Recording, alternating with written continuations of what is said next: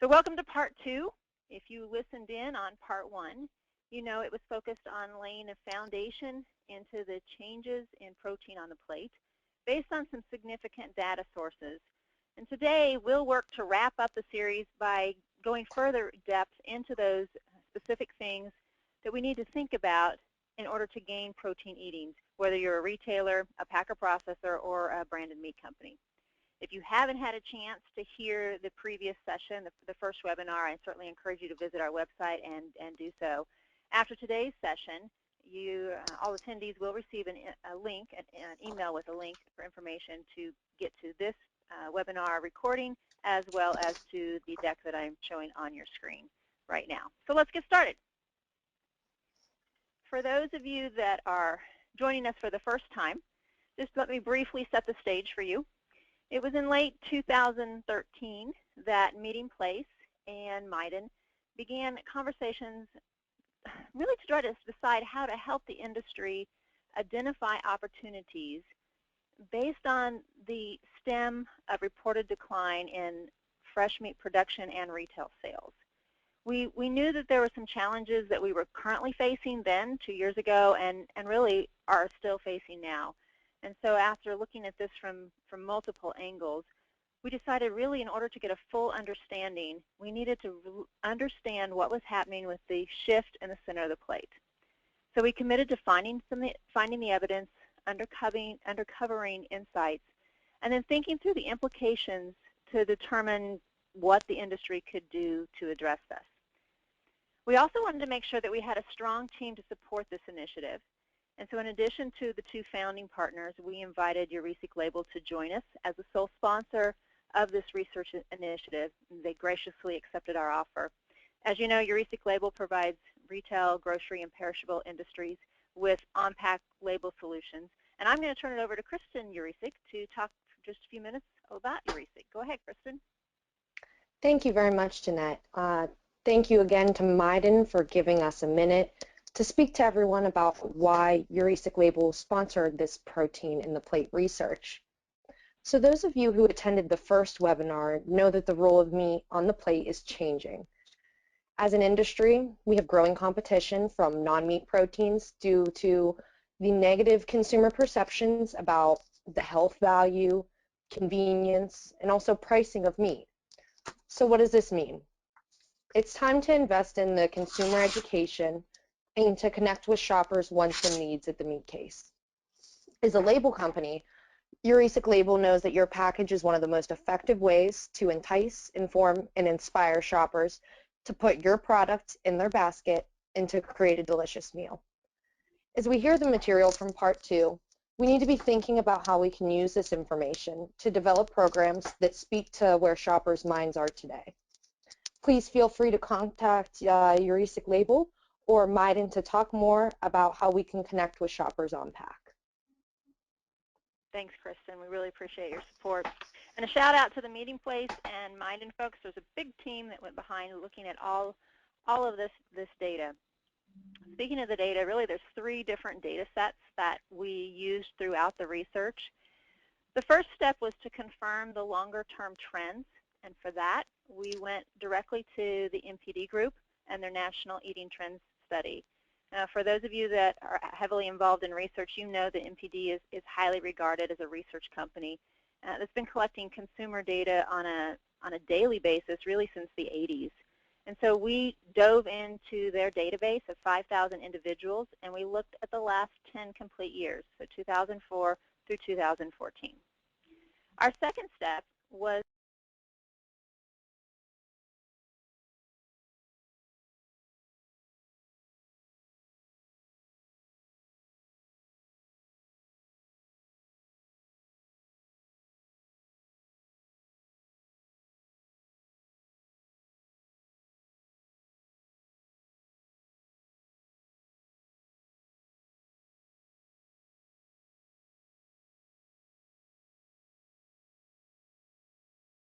Meeting Place subscribers, mainly packer processors, gave us your perceptions of what you thought consumers were doing. I shared some of those findings in the last, in part 1, I'll be focusing today primarily on this middle area, the consumer survey, with some information from the eating trends information as well. So there was obviously a tremendous amount of data for us to mine and understand, and from that data, through the analysis, three major themes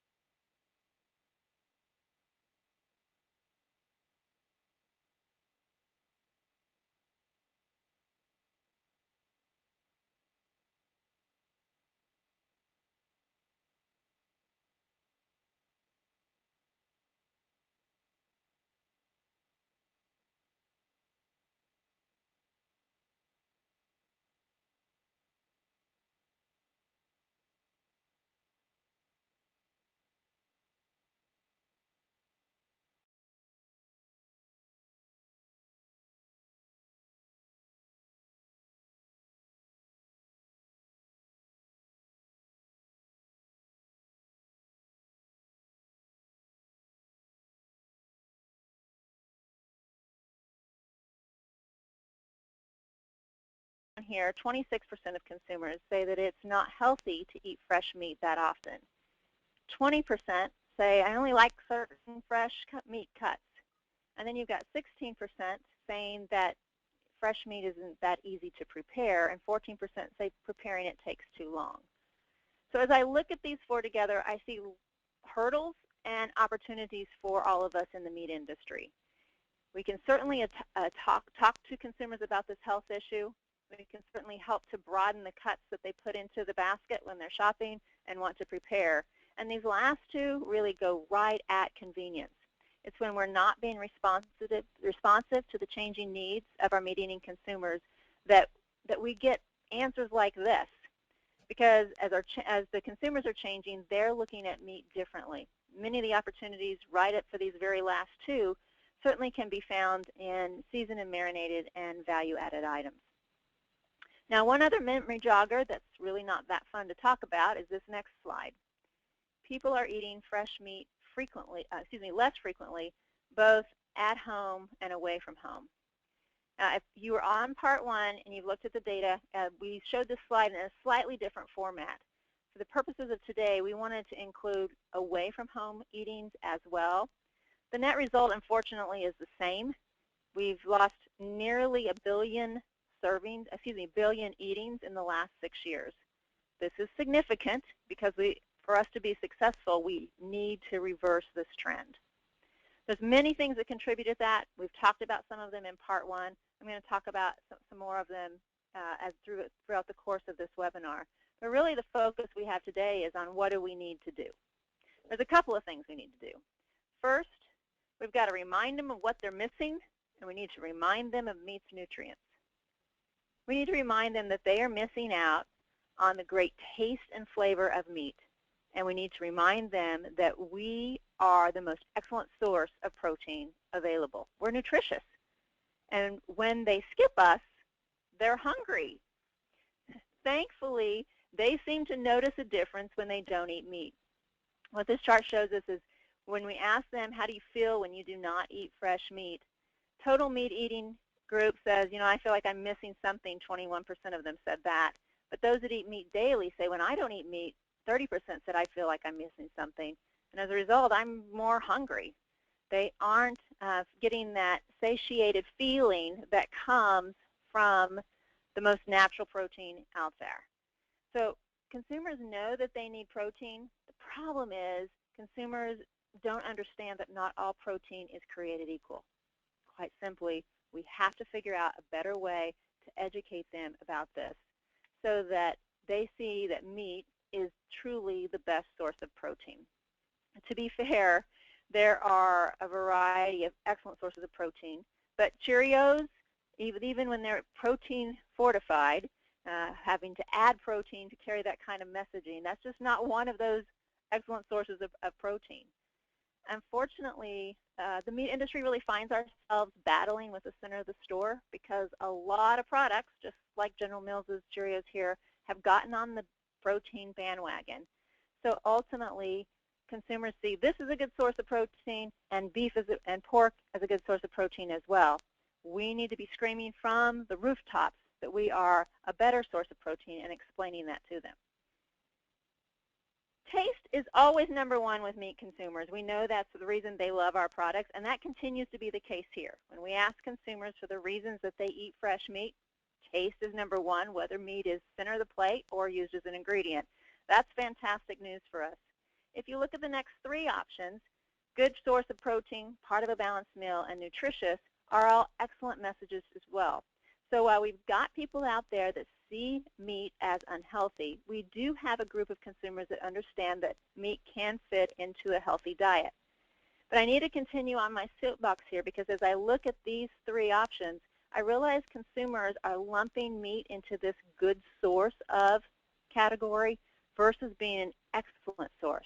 So we need to pull this apart and help them understand that we are excellent, not good, in order to make protein an advantage to us and lose the disadvantage we have when we have to share that label with the rest of the store. The good news is that consumers are looking for protein. 73% of fresh meat eaters say they want to include protein in their diet on a daily basis. The bad news for the meat industry is that consumers are shifting away from fresh meat to those other sources. Now, I showed this one in part one as well, but I wanted to come back to it because it's very important to how we, again, go about addressing this. Over the course of the last 6 years, we've lost 10.3 eatings to these consumers that say they want meat in their diet on a daily basis, and they've replaced it with 19 eatings from other cheaper alternative sources. I say cheaper because they are, but they're also seeing them as other sources that fit better into their lifestyle. That's one of the keys that we certainly have to address so that we can start to turn this trend around and gain some of these eatings back. As we sit and pondered about this here at Midan, we realized that it really comes down to one of two things happening. Either it's a missing message that meat is an excellent source of protein, or the message is missing. And I challenged you in part one to walk in the grocery store and stop by the yogurt area and look for the word protein, because it wouldn't be hard to find, and go to the cereal aisle and find it on things on the cereal, protein fortified throughout that aisle, and then go to the meat case and see if you saw it there. Some of you took me up on that challenge and reported back that, yeah, the protein message is missing from the meat case. So certainly getting that message out there will help consumers understand that we are a great source of protein, an excellent source of protein, and that we can help consumers understand how to fit better into their current lifestyles and diets. Now, besides the protein shift, we're also seeing shifts in shoppers' preferences, often because meat is considered complicated, which brings us to our next discussion. We've got to consider ways to make meat seem less complicated for the consumer. In order to do this, we have to understand what consumers are doing and what they want to buy. So let's first take a look at the dinner meal and ways consumers are preparing it. This graph shows you the various cooking methods that are being used to prepare dinner. This is not warming up leftovers. This is actual preparation. The number one method is on the stovetop. It has declined about 10 annual eatings per capita in the last 10 years, while the oven, the microwave, the grill, and the slow cooker have each gained just a little bit. As we step back and look at these, we see, okay, what is it that causes the stovetop to decline and these other areas to grow? Part of that is preparation. Part of that is lifestyle. Part of that is the cuts that they're preparing. We did a deeper dive in this to see what kind of cuts were prepared which way. For the on top of the stove preparation method, it's primarily pork and chicken. When you're going into the oven, it's primarily beef, pork, and chicken, all three proteins, as with the microwave. When you get to the grill, it's exactly what you would expect: steaks, ribs, and chops. And then the slow cooker comes into a completely different category because this is an absolute planned meal. If you're going to take all day to cook it, then you're definitely thinking about it ahead of time. And that consumer thinks a little bit different than the ones that have to think about what those unplanned meals. You know the kind of meals they are. They're the meals where you come home from work, you stand in front of the refrigerator with the door open, blankly staring in, going, what are we going to eat tonight? Luckily, home still owns this last-minute meal. But it's what consumers do most often when there's for an unplanned meal that becomes extremely important to all of us in helping to make sure meat is part of that meal. 45% cook a meal at home using whatever ingredients they find when they open up that refrigerator door. That tells me that meat absolutely has to be in the refrigerator or we're going to lose out. So only short shelf life fresh items is not the answer, because consumers don't have as much time to spend in grocery stores and they don't go to the grocery store as often for that big shop anymore. So case-ready items, or even using the absorbent pads that have the newer technology to extend shelf life, would help us keep meat items in this refrigerator to make sure that we're part of that meal solution at dinner time. 18% say, I'm going to cook a quick meal at home that doesn't require much effort.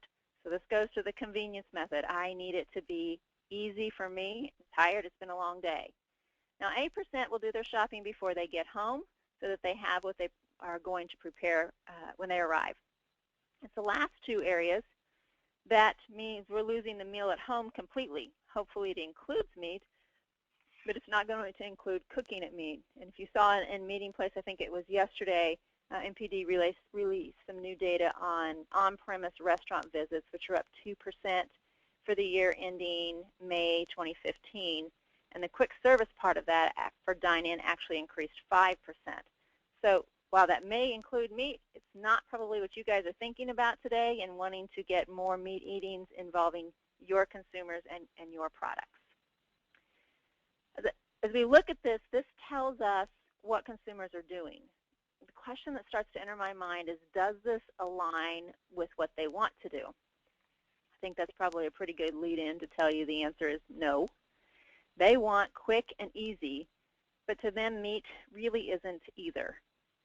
When we ask them the reasons for selecting an unplanned dinner option, it's all about convenient and quick, and affordable comes in third. So when convenience and quick at the end of the day are more important, this is consumers telling us that we must provide them with those solutions if we're going to stop losing this dinner occasion. In order to do that, we have to acknowledge that ingredient use for fresh meat has surpassed center of the plate. And as we do that, we need to develop recipes that embrace the fresh meat as an ingredient, which will help keep costs down for consumers and, more importantly, keep preparation time down. So where would we do that? We need to do that on websites. We need to do that on pack. We need to do that in promotional and campaign materials and in social media posts, because we've got to align with how our consumers are wanting to use our products and show them that we're in tune with them. As much as I love the beautiful pictures of 1.5 to 2 inch steaks and chops and recipes for center of the plate, those can't be everything that we focus on. In the meat industry, we like to show off the hunks of meat, but consumers have less of a need for that right now. So we've got to figure out how to connect with them in the ingredient area, or we're going to have lost engagement opportunities. Why is this so important? Well, this is important because you will recall this slide as one of my money shots from part one. This is significant to how we're going to market meat in the future and now. As we look here at the very end, for the first time ever in 2014, meat used as an ingredient surpassed center of the plate use of meat. So no longer is the hunk of meat in the center, got the spotlight on it like we like.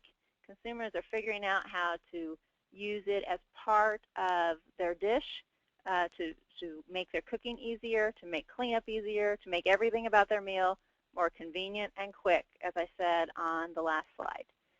So it's time for us to go further in the forms that we're offering meat. We have to go beyond the hunks and into the ingredients that are recipe ready. And I'm not talking just about stew meat and pieces of kebabs. Those were certainly for the early adopters, and we're far surpassing the need in that area now. It's time for R&D to be spent on assessing how your products are truly being consumed versus how you think they are, and then offer up solutions to truly capture those sales. I can almost feel some of you guys cringing because you're like, but if I'm not selling hunks of meat, I'm not selling enough volume, and that's going to create a problem. You're going to continue to sell hunks of meat. Center of the plate still is pretty important here.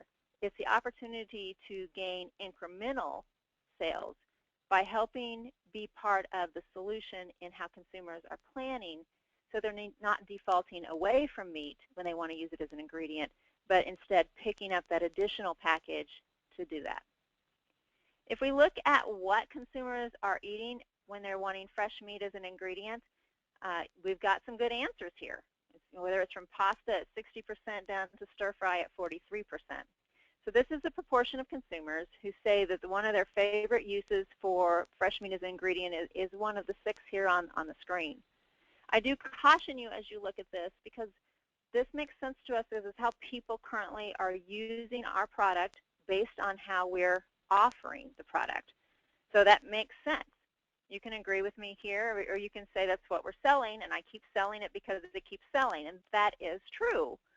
Now we have to figure out how to transform the hunks of meat into ingredients that people want, so that they can feel more comfortable expanding what they're doing with our product instead of leaving it out of certain dishes that they're currently making. One way to think about this is to look at how consumers are consuming leftovers. Meat is part of the lunch as far as leftover about 21% of the time. So the share of total meat used at leftovers at lunch is pretty big. And as you look down this list here, you will notice that the top 8 are all chicken and pork. So these items are easy to be transformed and sliced, diced, done whatever with to go on a salad or in a sandwich or whatever is easiest for them during the lunchtime. Leftovers for dinner is far less. Only 7% of total meat used for leftovers, it happens at dinner. And the list starts to change a little bit as beef, all other beef and beef roast and ribs come up into the top of that mix, as well as rotisserie chicken owning this area. These are more heating up. We're just going to warm up what we had the other day, and we're going to have it again. So it's a very different mindset in how they're approaching it here. But if we look over in the lunch area and we think about the kind of cuts they're using, it starts to tell us what they see as more convenient and also what can become quick for them, because consumers are doing some planning ahead and some transformation on their own, and we want to help make sure that we succeed in our business unit. We have to figure out how to fuel this transformation versus sitting back and just watching them do all of the work. So where do we find inspiration for these kind of things? Because this is an area we seem to get tripped up in. Well, we need to allow ourselves to find a good starting point, and one of those good starting points, more than anywhere else, is probably in the area of ethnic dishes, because the popularity of them is just very strong across all age groups here. This is proportion of consumers saying they use fresh meat to prepare meals of an ethnic cuisine at least once a week. That's a pretty strong number, and if you look at how high it is for our millennial groups, that's huge. So I'm not going to focus here on specific ethnic groups, but the idea that we need to think about ethnic. This isn't a certain ethnicity that's cooking a certain way. This is across the U.S. population enjoying different ethnic dishes and wanting to try them, taste the recipes, and enjoy them at home. So if we can figure out how to help them prepare them quicker, and then that would add value for them because it makes it easier, that's certainly an area that a good starting point for conversations inside each of your companies on how to embrace this whole ingredient transformation that we need to go through for the case. So I've talked a lot about a variety of different data points that we've mined, but before I get into the summary and implications, I do want to spend a quick moment looking at some of the demographics slices of the data that we took as well, because it's very important that we understand our target audience and we market to them. If I get to spend any time with some of you, you know that I talk about targeting our certain audiences and not trying to be everything to everyone all the time, because when you do that, you become nothing to nobody. So we want to make sure that we can target our audiences based on their needs.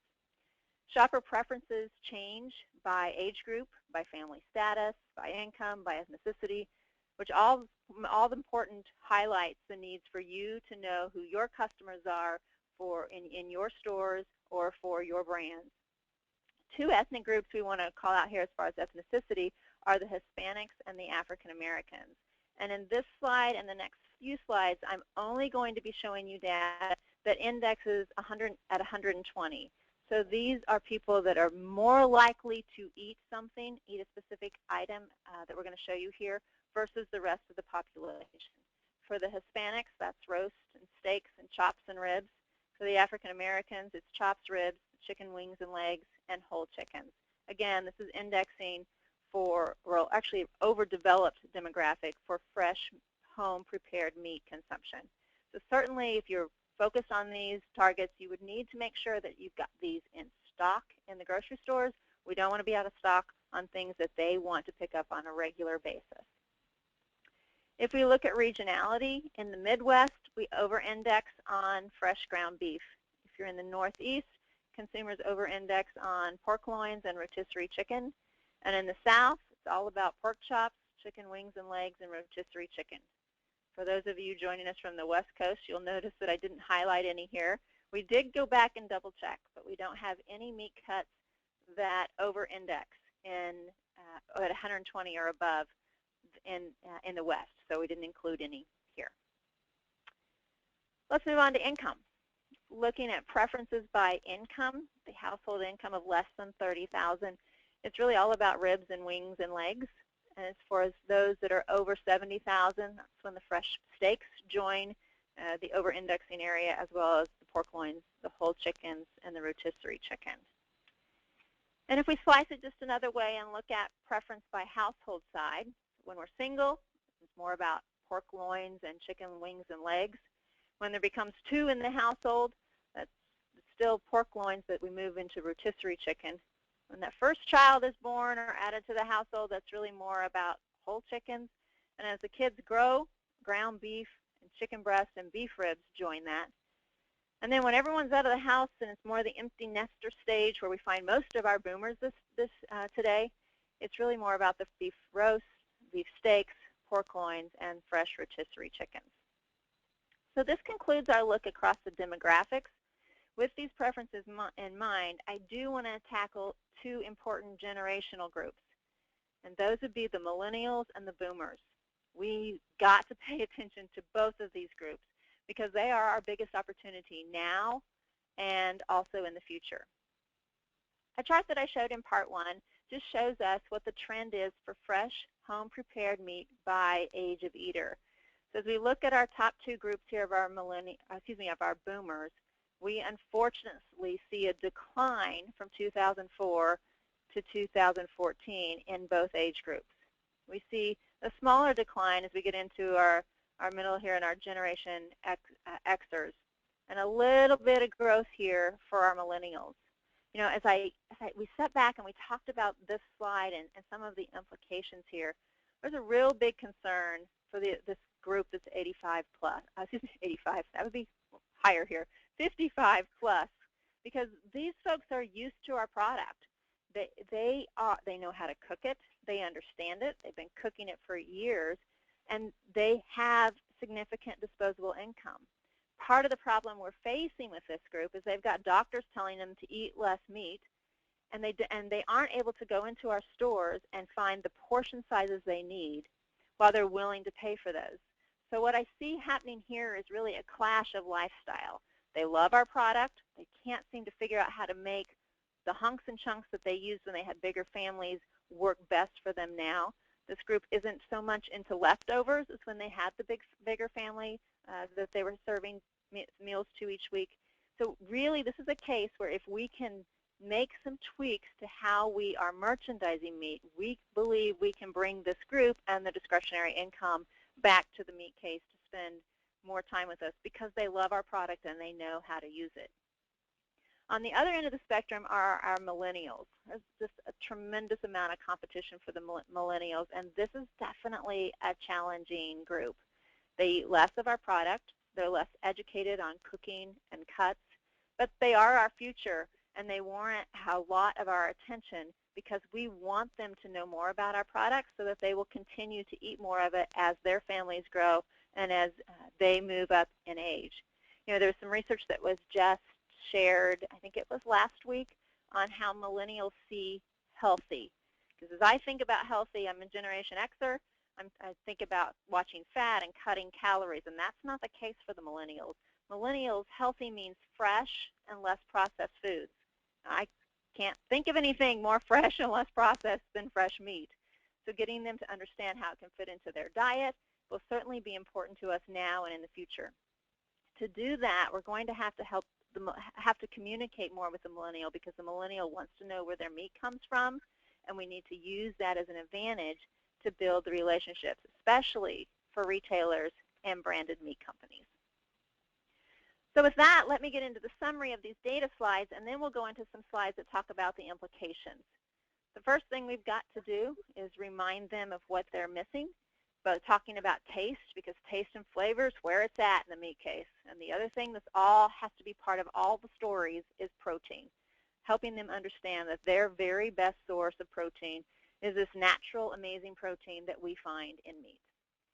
We've got to consider ways to make meat seem less complicated to them, and we have to acknowledge that the ingredient use of fresh meat has surpassed the center of the plate, and we've got to embrace that. We have to understand the target audience and how to market to it, and then we've got to pay attention to both ends of the generational spectrum, both the millennials and the boomers, because that's where opportunities are now and in the future. So as we're finishing up looking at the data, we didn't want to stop just there for you. Here at Midan, we spend a lot of time trying to not only mine data to share it with our clients and with the meat industry, but also helping folks understand what those implications are and what they can put into work in their operations. With that, we came up with a list of several areas that we feel that things can be done to truly make a difference for the meat industry. You know, innovation is a word that is used by a lot these days, and there's really two kinds of innovation. There's where you're just tweaking or changing something just a little bit, and we call that innovation, or there's where you just turn everything on its head, the whole topsy-turvy type of innovation. If you use, what Steve Jobs talked about, where consumers don't know what they don't know, we need to keep that in mind too. Everything I've shown you up to this point is based on actual survey data. So this is what consumers are doing right now based on the products that we offer them. And that helps us have an understanding of what they can do with what we've given them. But I would challenge us not to continue to live in this mindset of what we've got is good enough. Because if we do that, one of two things is going to happen. They're either going to buy it or they don't. And as I look at the declines we've seen, especially in the dinner day part and in the boomers, a lot of them are choosing to not buy it. So that means innovation has to include some of this topsy-turvy thinking so we can create what they need and want, even if they don't know that they need and want it yet. Now, some of these ideas aren't necessarily rocket science, but it's certainly going to help us keep this front of mind. In the area of product innovation, let's keep striving to figure out how to make variety of selection work harder. Now, I don't want anyone to think I'm saying we need a proliferation of more SKUs. That is not what I'm saying. But if we can figure out how to use what we've got in the case, maybe tighten up some SKUs in the case to make room for some other ingredient SKUs, that would work better for consumers. And it's looking at the products that we currently have. It's not suggesting that we need to come up with more cuts, just adding more variety to make them more recipe ready for our consumers. And this is key for our packer processors to offer, for our branded meat companies to offer, but also for our retailers to use the opportunity to educate at the case on what these are and why they work. The Mitel packaged meat report from 2014 showed that new variety or extensions of product lines represented about half of the new innovations in 2014, and new products was just under 20% of those innovations. So there's certainly opportunities for us to figure out ways to save time for the meal preparer here and think about our products that can best be used as ingredients in what we're doing. I think, as I was thinking about this just now, the Tyson roast kit that has the roast and it has the vegetables all in one is one product innovation that is certainly meeting a need for certain segments of consumers. So that's just another example that comes to mind. If we talk about packaging innovation, this is probably, in my opinion, one of the biggest areas that we need to really be focused on. We need to explore ways to package fresh meat for multiple cooking methods, meaning one consumer wants to do it one way, one wants to do it another. How can we accomplish that for them in how we're packaging products? Again, back to that Mintel packaged red meat report, just over a quarter, 25% of introductions in a red meat area were new packaging. So this is starting to happen. We're starting to see more of this, and we're seeing headlines in news articles talking about smaller portions and the need for value cuts and the fact that consumers are wanting smaller portions. So typically we don't see many pegboard beef items in this country, but it's certainly an option, and it would certainly meet a need for some folks. I threw in the picture of the Purdue perfect portions boneless breast here because this is an area where the poultry industry has done quite a nice job of meeting the individual needs. If mom wants a chicken breast and dad wants a steak, you're meeting both needs, and you're still keeping the other items in that bag fresh and available for use later on. I really challenge the beef and pork companies to figure out how to do this because it's not going to be hard for consumers to understand what to do with it. The technology is already there, and they're used to it. The other area that we have to consider, especially in the beef world, is how to take whole cuts, whole muscle cuts, and make them smaller for both center of the plate and ingredient use. And we all know that beef carcasses sizes have continued to become bigger and bigger, and it's not an issue just for the plant, but what's coming out of that plant is really large items. And so at retail, to meet price points, we're seeing those get thinner and thinner and thinner, but they're still really big. And that's really hard for the consumer. to cook properly when they get that thin, and it creates not a great experience. So if we can figure out ways to cut those whole mussels into smaller options, we can still save the cooking method, or excuse me, save the cooking experience, the eating experience, and really put ourselves in a better position to meet these individual smaller portion size needs. Packaging is also a fantastic place for us to own the protein messaging. I encourage you all, as you're working on packaging, to think about how to get that protein messaging on that package. You know, price is very important, and packaging always adds to cost, and I hear that all the time. If I spend more on the packaging, I got to charge more, and that is true. And if we all want to survive long term, we can't have business models just based on price, because that's not going to be the winning answer. We've got to educate our consumers and understand from them what to offer so that we can teach them how to prepare a bigger variety of cuts. And packaging certainly comes into helping us carry that messaging forward. If we look at in-store merchandising, there's a huge opportunity here to tell the protein story. Be loud and proud about it, because we should own it, absolutely. But as we talked about the millennials and the fact that they don't really know a lot about our product, this is where we have to also be talking about integrating education into the promotions that are being done. We've also talked about the value here of cross-merchandising with other products and pairing this fresh meats with vegetables or fruits or grains, and helping solve that 5 p.m. dilemma so that consumers are thinking ahead, they're planning, and meat is already in the refrigerator. For those of you that have had a long-term relationship with Midan, you know that we're just a little over 10 years old, and we've been talking about most of the things on this page for quite some time. Over the last 2 or 3 years, Michael, he's my business partner, and I've had the opportunity to visit with some retailers that have embraced some of these, and we're certainly seeing that when they do that, when they think a little differently than everyone else, they are garnering some really nice success for the bottom line in their meat departments. The problem is that's still the minority of folks, not the majority.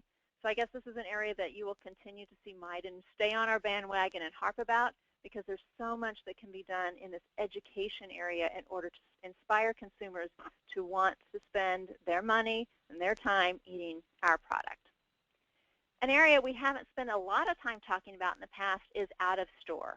And this is really an area that has to become more of a focus now because of the way consumers are engaging and wanting to be talked to, not just in the grocery store, not just in front of the meat case, especially those millennials that we've got to get to the meat case.